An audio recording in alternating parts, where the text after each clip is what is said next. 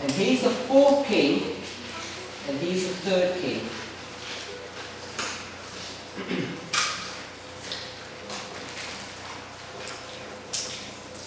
And the theme of these two verses is the revenge by the king of the south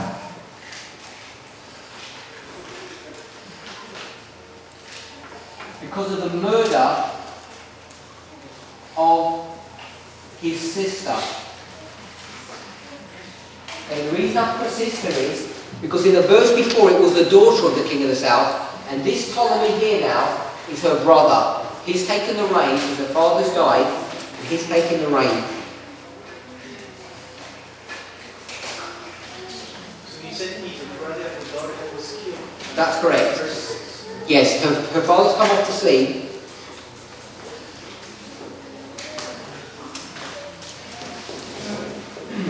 So it says here in the verse 7, so that's the theme of verse 7 and verse 8. We're in 7 and 8. It's very straightforward, verse 7 and 8.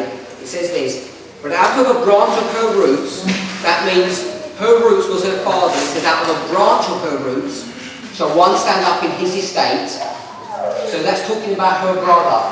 Her brother is the branch that comes out of the root or her heritage shall stand in his estate, in the estate of the root, which was the father. So he's going to rise up, take his place. And it says, which shall come with an army and shall enter into the fortress of the king of the north and shall deal against them and shall prevail. So this coming of the king of the south into the king of the north is a revenge attack because of the murder of his sister. So I've just got some commentary on here. It says, as soon as he came to power in Egypt, Ptolemy III set about to avenge the death of his nephew and his sister. With a large army he invaded Syria.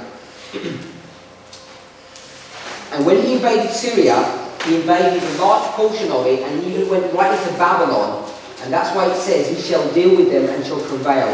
He actually takes a large territory of the king of the north. So he's won an awful lot of territory. So that's basically a simple summary of what verse 7 is dealing with. So we've got the date, the historical event, the name of the king, and the subject matter behind that. Verse 8 says this, and shall also carry captives into Egypt. So the king of the south is going to carry captives from Babylon into Egypt. It says, their gods with their princes and with their precious vessels of silver and gold, and he shall continue more years than the king of the north. So he goes into the territory of the king of the north, into Syria and Babylon. He takes many people captive, takes control of that territory, and goes back to his own land, having taken captives and the images of gold and silver, etc.